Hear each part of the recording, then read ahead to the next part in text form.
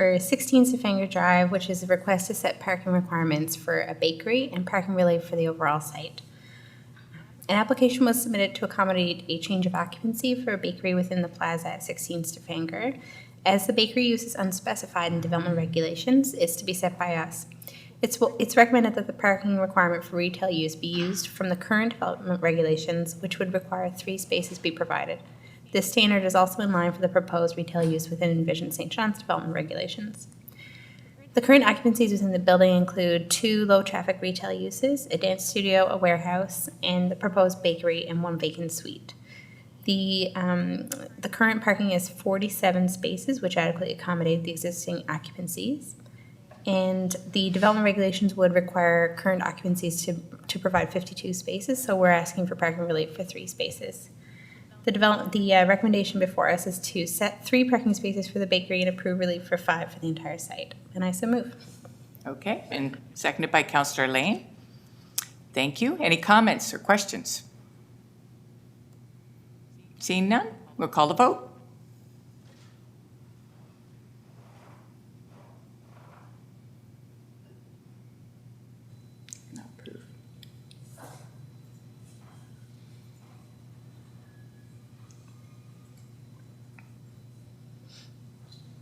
Okay, and so the motion is carried. Thank you. Okay. So next we have a request to approve a 3-story single detached dwelling at 1 Ozark Place in Ward 5. The application was submitted for an overall height of 3 stories, which is currently zoned residential low density, which is R1.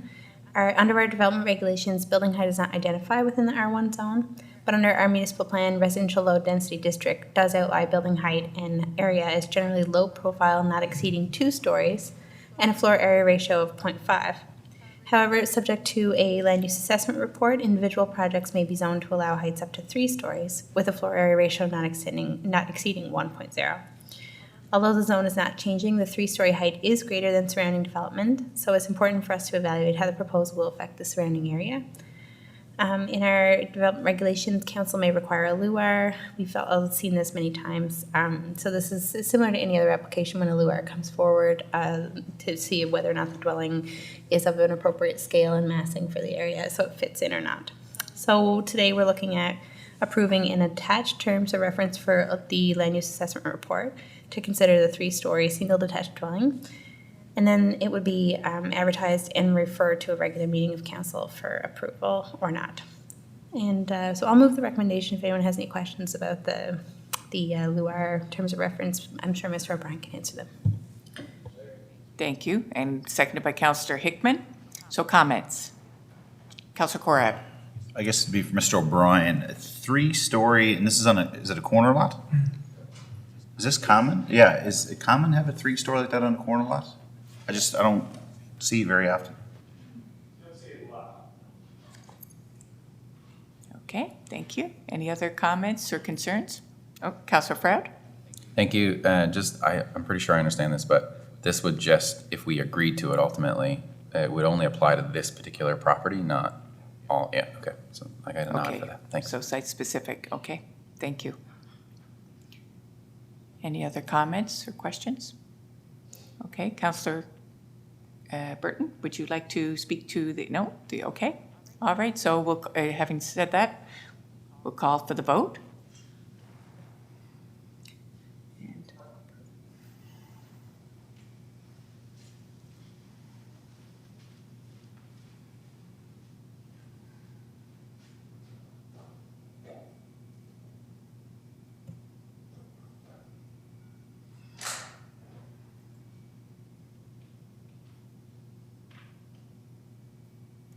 And the motion is carried. Okay, well, thank you very much. And so we'll move on now to our building permits list is listed there for the period of October 8th to the 14th. And that is there, I think, that's just there for our information. Thank you. And requisitions, payrolls, and accounts are weekly payment vouchers for the week ending October 14th. Can I get a mover? Deputy Mayor, sorry, just to point that out. I think the one that's there for information was the development permits, but we do have to vote on the building permits list. Is that right? Oh, yes, my apologies. The building permits list. Thank you very much. I did, skipped over it. Okay, so can I ask for a mover? Okay, Councillor Lane, and seconder, Councillor Hanlon. Thank you very much, and we'll call the vote there on the building permits. Any comments? No? See none? And I'm good.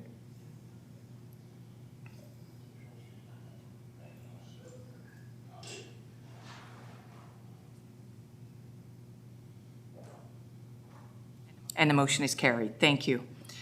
And now we'll go to, thank you, Councillor Lane, to our weekly payment vouchers for the week ending October 14th, 2020. So I'll need a mover for that. Councillor Froud and Councillor Stapleton the second. And we'll call the vote. And I'll approve.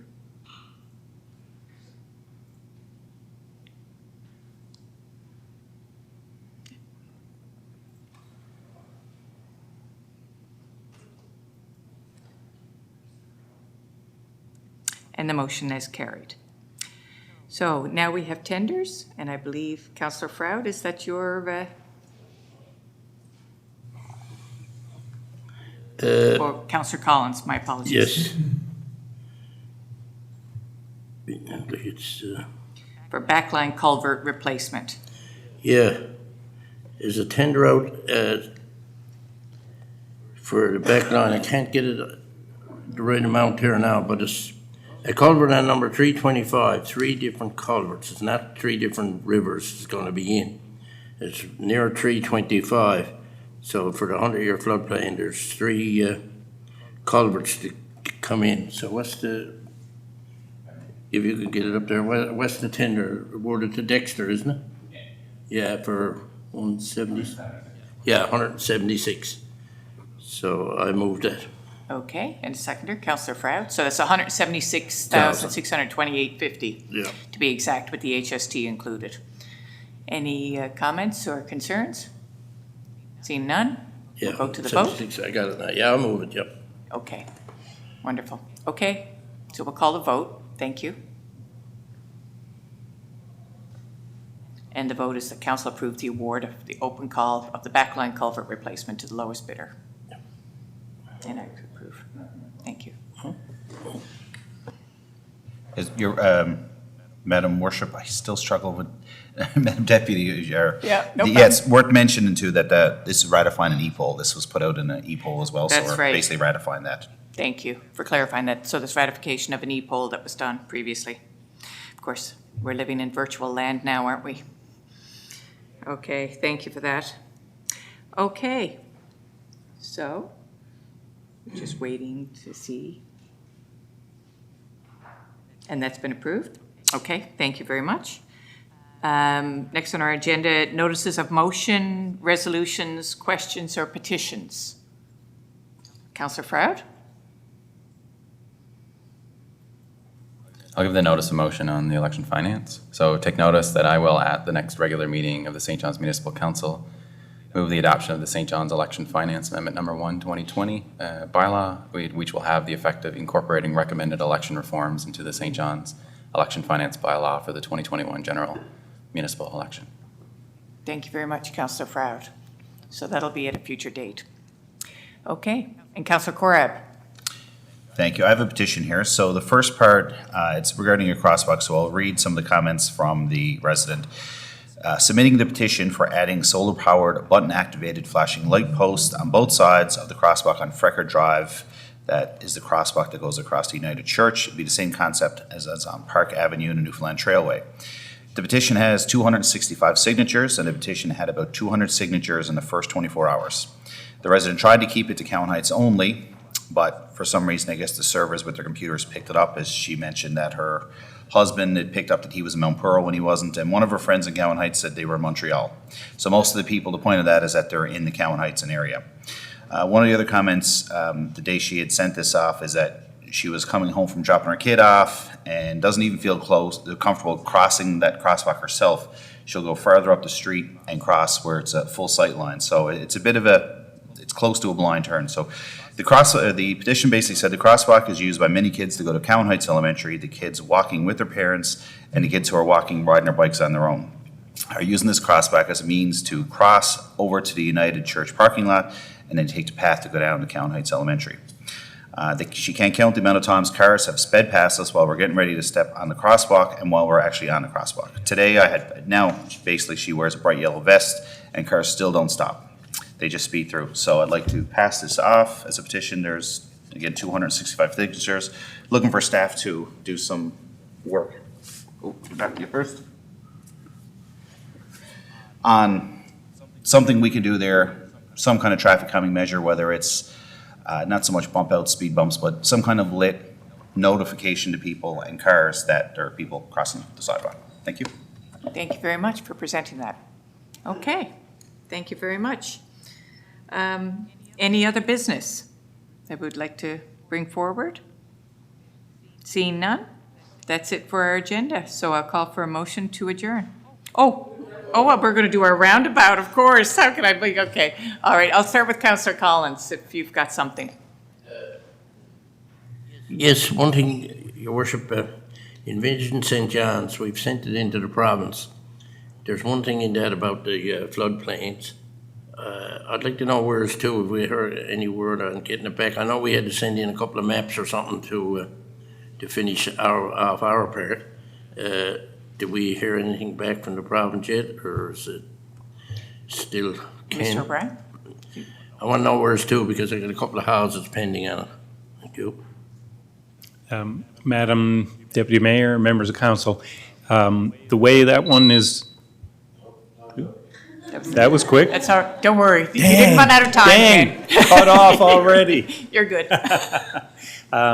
The way this one has developed is rather than wait for the envision process to conclude, a nearby applicant on Fourth Pond Road has actually applied for the text amendment now. So it'll go through our regular process. Okay, so I got one more for sure, but have this different person, they got to apply for the text amendment, or will just once the text amendment comes in, they'll apply to all of them? Okay, thank you. Thank you, Councillor Collins. Councillor Proud? Councillor Corab? Just one quick one.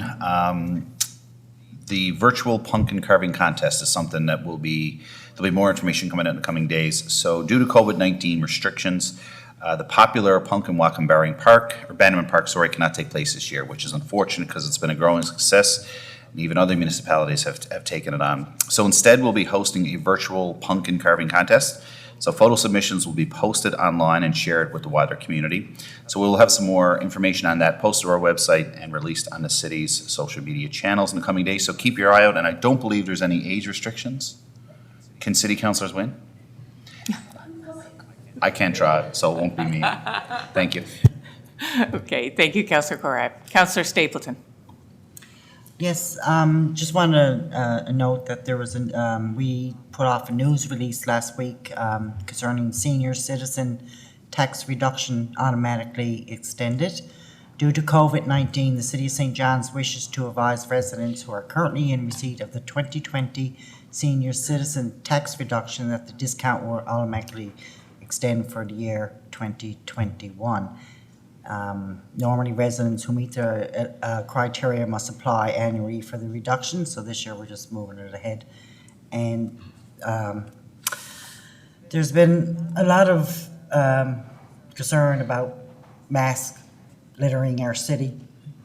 It's been on one of the radio stations, and everybody's everybody look, you see them.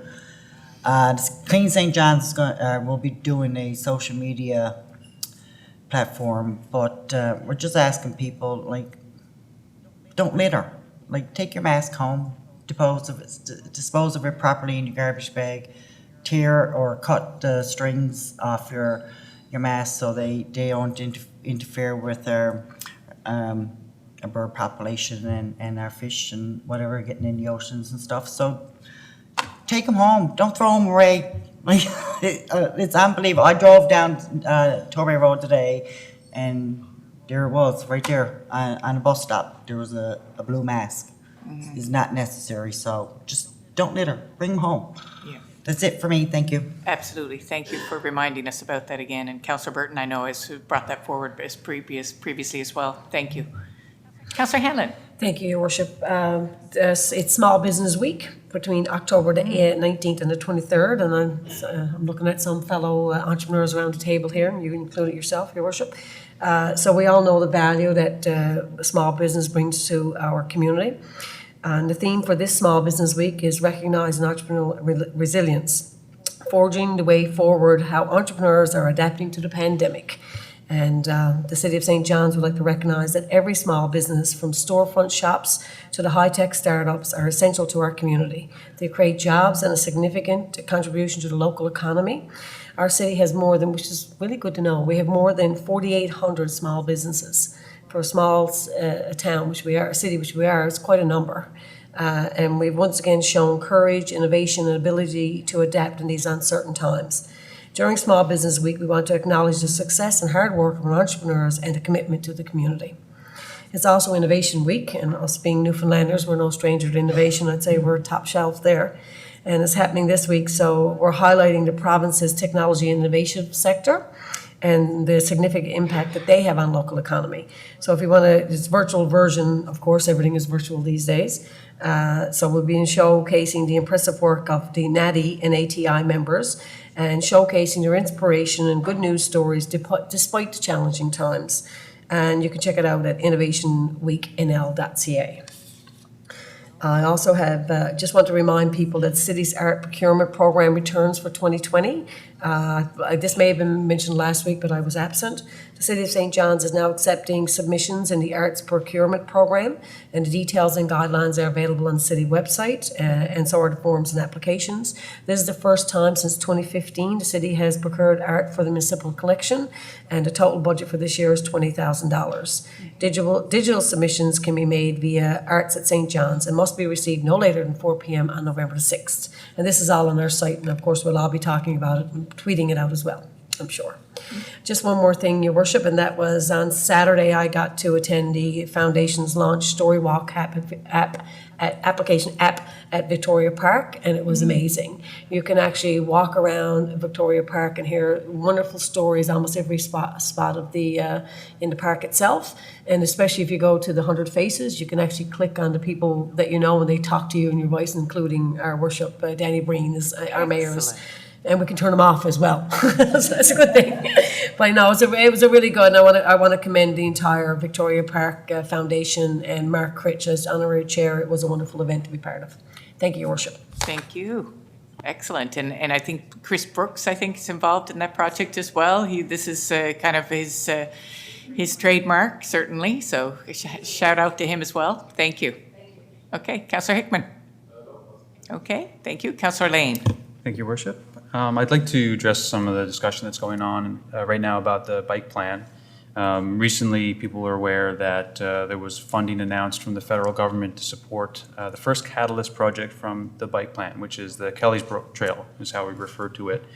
And a lot of concern is coming from people who feel like the bike network, this first catalyst project in particular, is going to destroy walking trails or alter them such that walkers are now unable to have the same enjoyment of a city asset as they used to. And I'd like to address those concerns because it's no one's intent to destroy anything, and I think it's important that people hear from us, from myself as lead, or the council rep on the Bike Advisory Committee, what is actually intended here.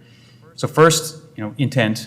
What is the intent of the bike plan? The bike plan, it was always intended to enable and encourage people to have an active lifestyle, to get outdoors, use active transportation, and in particular, in this case, use a bicycle, use a bike.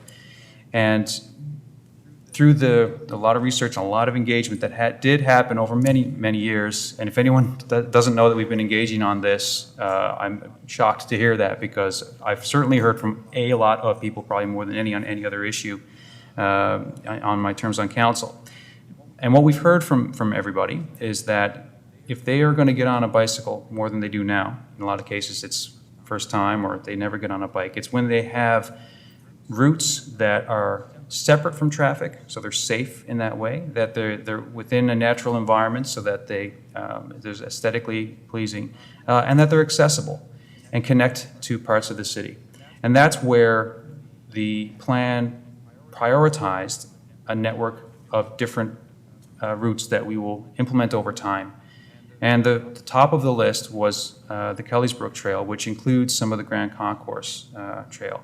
Not all of it. That's probably the first point I'll make, is that there's just segments that we're looking at upgrading to what's called a multi-use or shared trail.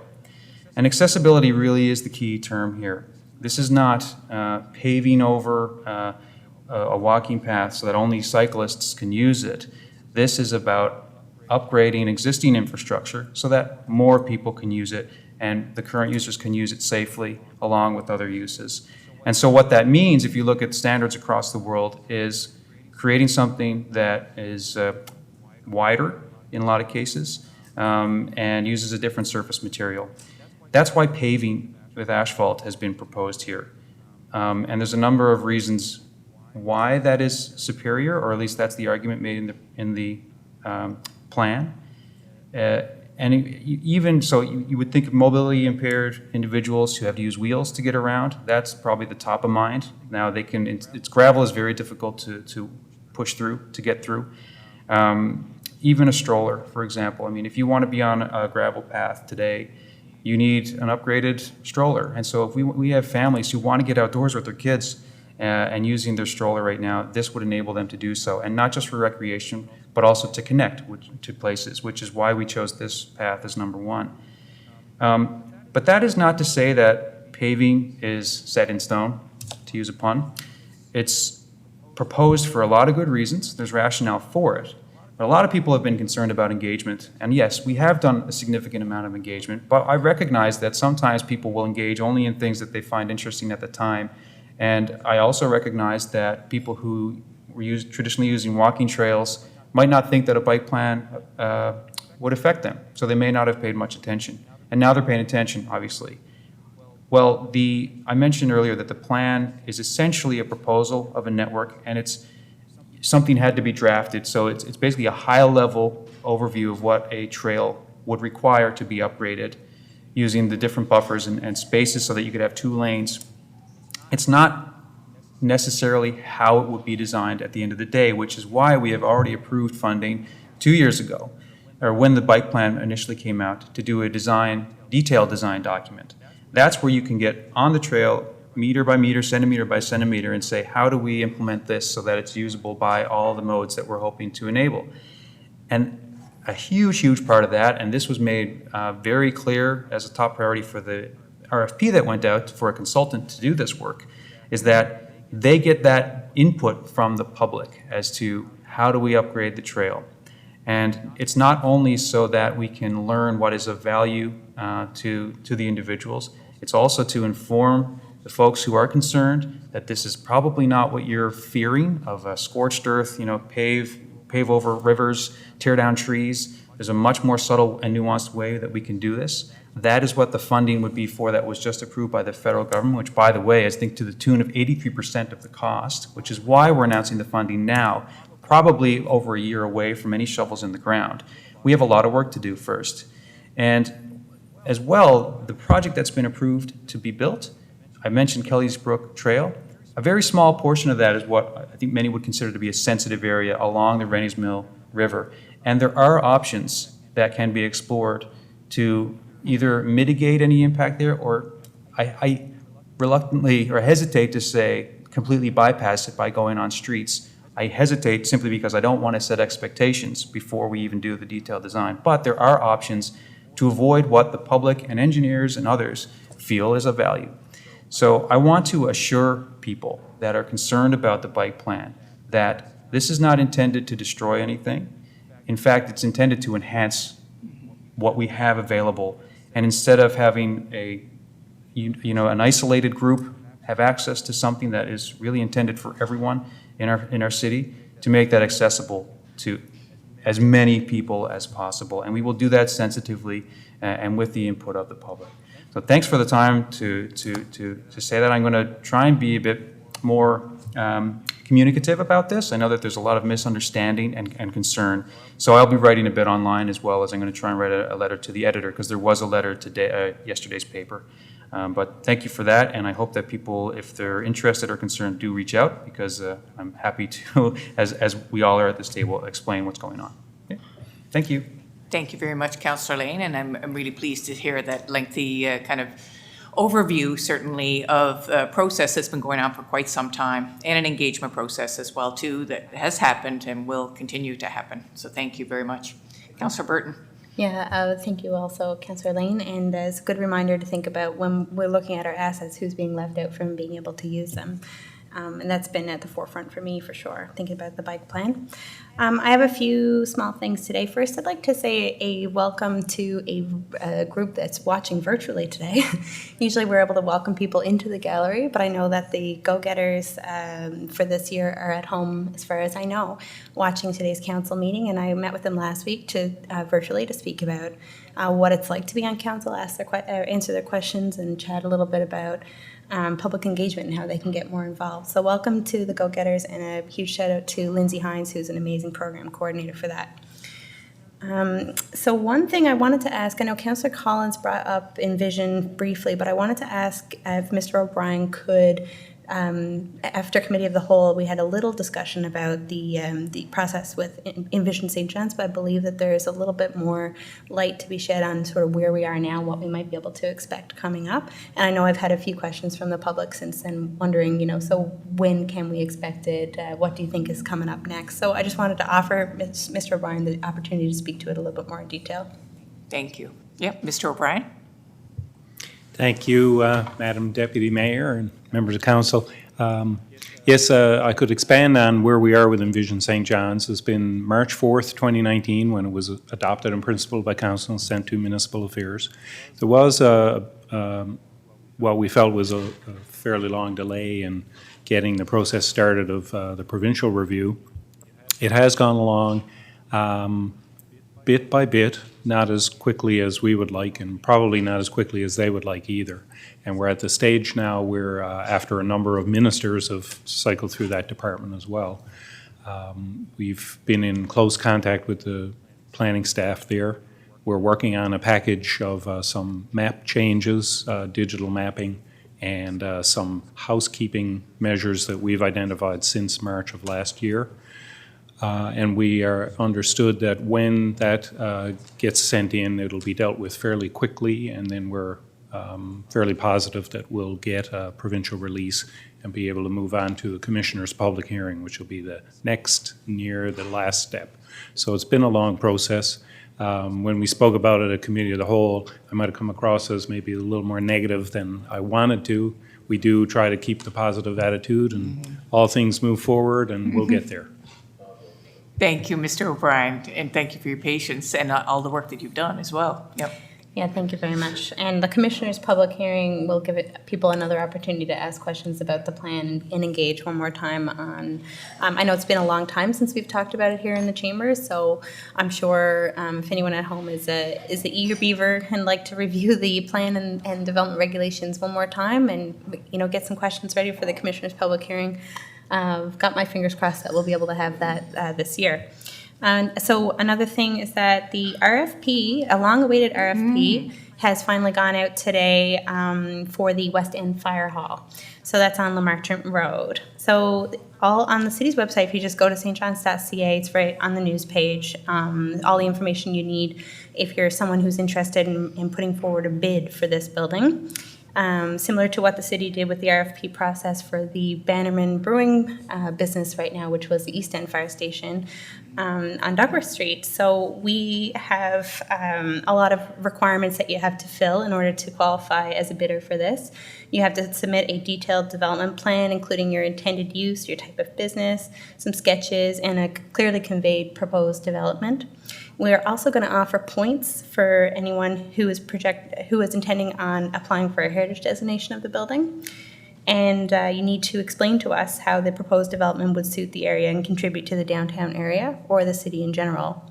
I think from my perspective, the ideal goal would be to bring something in for the neighborhood that's around the building for people to enjoy while preserving and enhancing the historic structure and memorializing its use as a fire hall, but in an adaptive reuse capacity. But anyone is welcome to apply for that. So if you're a community group with a good idea, feel free to put something forward.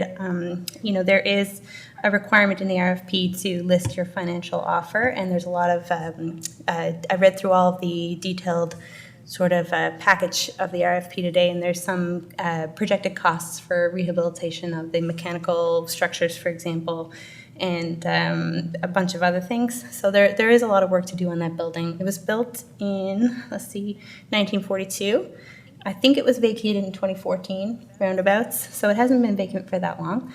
It's 1,200 square feet and has concrete and masonry with a paint exterior. There are 3 floors. And as I mentioned, there's a lot of structural, architectural, mechanical, and electrical work to do. So I think we've all seen the positive impact that an adaptive reuse project had in the East End, and I'd love to see the same for the West End.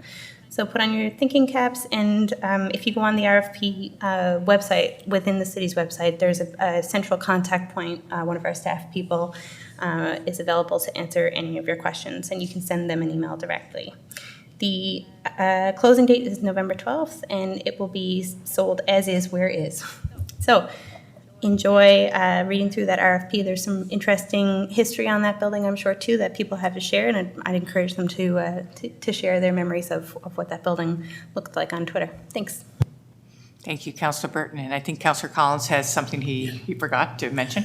Yes, I just wondering, will we have a new councillor next week? Will that be sworn in by next week? Or City is Clerk that- maybe could apprise us of how long, How long yes, will it exactly. before we get the new councillor? Just wondering. Oh, Oh, sorry. Thank Well, you. the election is tomorrow, so it'll be 2 weeks from that.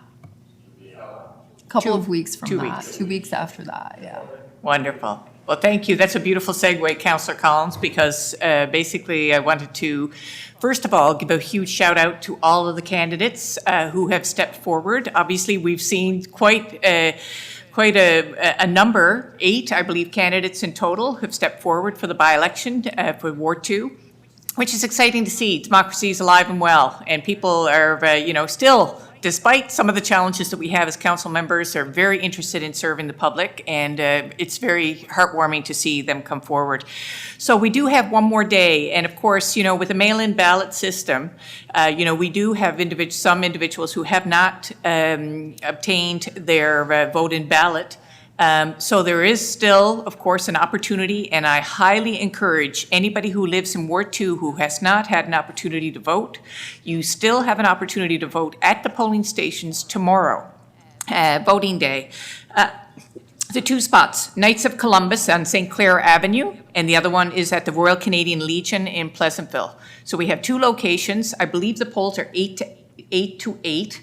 And certainly anybody who, you just need to bring along some identification to show that you actually live at the address. And we encourage everybody to get out. I know it's a by-election, but it is your representative if you live in Ward 2, and that's the person who's going to be answering your phone calls, answering your emails, and working on your behalf. So it's really important to exercise your democratic right. So thank you for all of those candidates, and good luck. Certainly to the newcomer, we're anxious to get you into the fold. And the only other thing I wanted to mention as well, and I'm actually on the heels of Councillor Burton's announcement about the RFP, I think that's fantastic news. I'm very, very excited about adaptive reuse of existing city properties, in particular, these kind of sound structural buildings that we have. We saw the success certainly in the East End, and now hopefully we'll get some creative approaches here in the West End as well too. And another advantage, of course, is the fact that we get less going to the landfill when we see these kind of buildings, adaptively reused. So that is exciting news. I had the great fortune to attend as a new consumer member. The St. John's Farmers Market held their AGM on the weekend. And it was very interesting for me because, of course, being a council member and part of the public who's been pushing for many years to ensure that we actually have a farmers market, it's been just fantastic to see the evolution over time. And of course, anybody who has frequented the St. John's Farmers Market knows the value that it is in our community. If you haven't, you absolutely have to check it out. It's a great way to support local, as Councillor Hanlon was referring to earlier, our local businesses and our food producers and as craftspeople. There's a plethora of different amenities that you can buy there. And it really is a great community hub. So it's very exciting. So congratulations to them on their AGM. They have a couple of new board members there. And of course, they have also rolled out a strategic St. John's Farmers Market strategic plan for the years 2020 to 23. So very excited because, like some other organizations that we've fostered, eventually they will wean off the granting system and be completely self-sufficient in that regard. And that is what we certainly hope to do. As a council, we hope to continue to support and foster these kind of great business ventures in the community and, of course, cultural entities. And so anyway, I just want to say hats off to all of the volunteers and the board members and the staff who are running that facility in conjunction, and of course our city staff who certainly work side by side with them. So that's it for me. Thank you very much, and I'll ask for a motion to adjourn. Councillor Hanlon, Councillor Stapleton. Thank you very much, folks.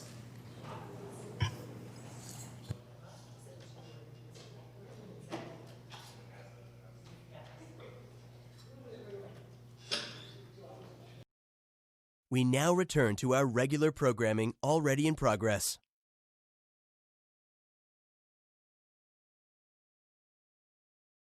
Heard sitting in those jobs, then that means it's like an early recruitment tool for younger people who look and say, oh, politics is for me. It's not something that I shouldn't be doing. It's something that I should be doing. And then they consider it, and then that kind of changes things. But as you said, we can't just wait for this to happen magically. Otherwise, we'll be waiting forever, right? And so we, as people who care about politics, need to encourage, sitting legislators to actually do something about this. And there's easy fixes that they can do. So, talking about Sarah Studley, that's a great example of somebody who has thought about gender and politics for a while, has got ideas about what can be done, and because of her presence in the legislature, things are changing, right? The rules around who can be in the legislature are changing, which means that babies can suddenly come into the house, which is huge. It really is, yeah. So, when we look at, say, your students now who are studying political science, do you see diversity in your classroom? Definitely. So I've been teaching at MUN now for about 12 years or so. And I would say that even in that 12-year period, because it's not the longest time in the world, I'm still young. Even in that 12-year period, things have changed quite a lot. And so, MUN has done a really good job over the years of recruiting from outside the province. I mean, we've got a falling population, right? So we need to recruit students from elsewhere. And so the number of people who come from outside of Newfoundland and Labrador and then outside of Canada has really changed over time, which has led to a much more diverse campus and much more diverse classrooms, which is fantastic because suddenly when we're talking about, different concepts in political science, even, not even thinking about diversity or things like that, but thinking about like how do legislatures work or how do courts work, and then suddenly you're getting perspectives from individuals who have experienced life somewhere else, which is so valuable to the students in the classroom who are hearing about different ways of, running things, running the show, experiencing politics, getting involved. And that changes the nature of the conversation in the classroom, and it adds for a much richer discussion. And the same is true of politics. The more diverse voices we have, we see differences in the way that conversations take place, more ideas, hopefully better policy as a result of that, and Bob's your uncle, everything's much better. Yeah. And so tell us a little bit about what the Gender and Politics Lab does. Oh, that's a good question. Well, during COVID, things have shifted quite a lot, I will say that. But the lab, so this is a bunch of students that, they're MUN students, and they, undergraduate students and graduate students from different backgrounds who study politics and care about gender. And so we do research projects on gender and politics. They work as research assistants for me for research that I'm doing. We do group projects together. We also organize kind of academic and also outside of the university community events and things like that. Just kind of trying to get awareness up and around about the importance of thinking about gender, the importance of thinking about different ways of doing politics and the different ways in which gender structures politics. So Amanda, what does it mean when women actually get that representation in the